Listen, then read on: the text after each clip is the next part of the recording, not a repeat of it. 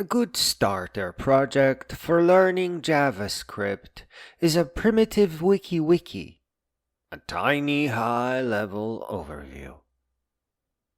Do not wait for standardized education to magically click. It won't happen. You have to learn on your own. Programming is the safest and most rewarding bet to get to your future fast. Start as soon as you can and don't wait for college or high school even. Learn programming and work towards fixing education. You will need to write the WikiWiki in JavaScript with the help of Node.js.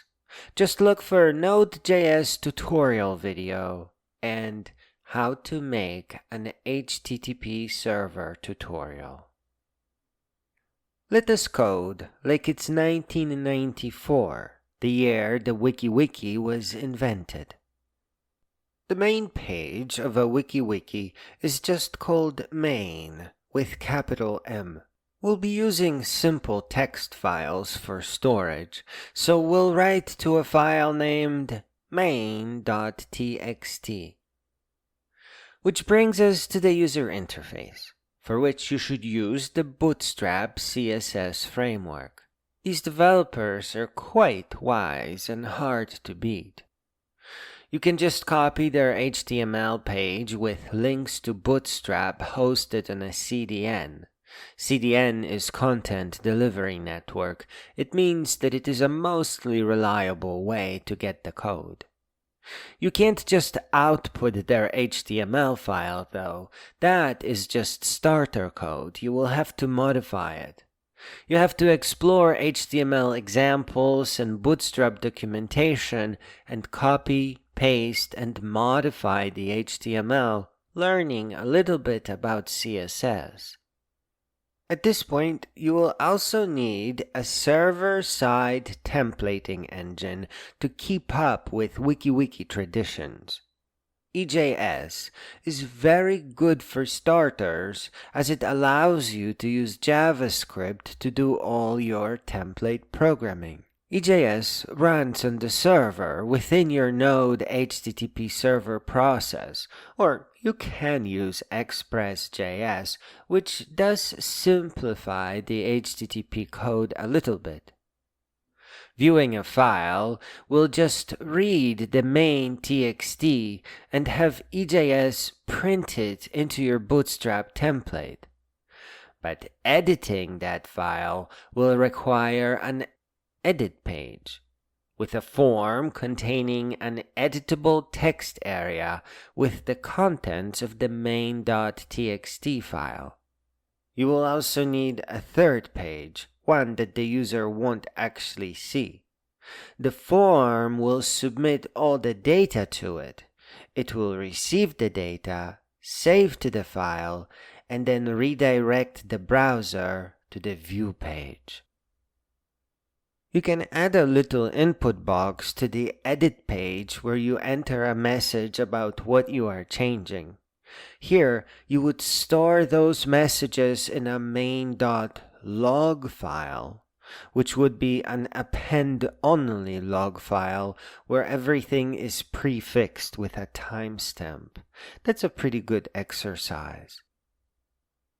Along the way, you will discover various tangents, and you should follow them all. That is an important part of exploration and learning. For example, EJS is not the only templating engine.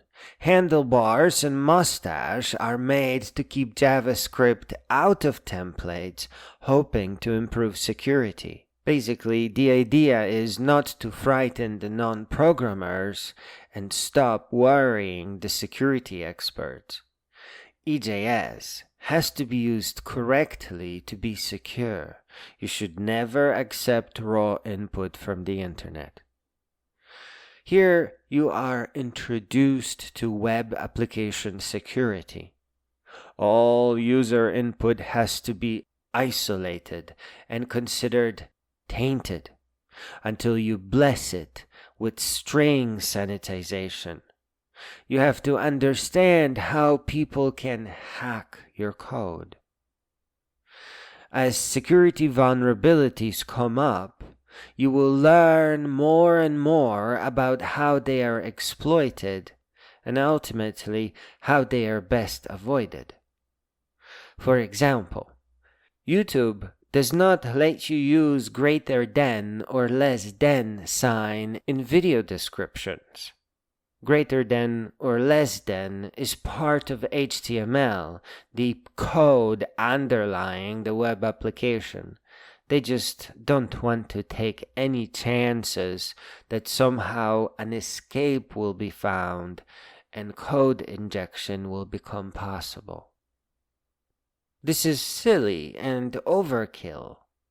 But as far as avoiding problems, it's quite a magnificent solution. So you're going to have to sacrifice usability in order to improve security. It's a pretty cool thing to be working on.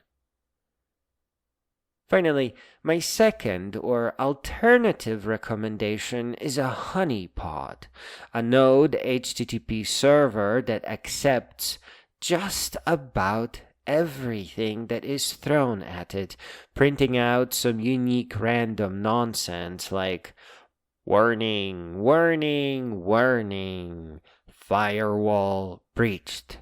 Launching 7 Visual Basic proxies to track the attacker. Here, you would be monitoring the HTTP requests and hoping to study them. You can watch the botnets that are trying to hack into more computers and figure out who they belong to or where they are at.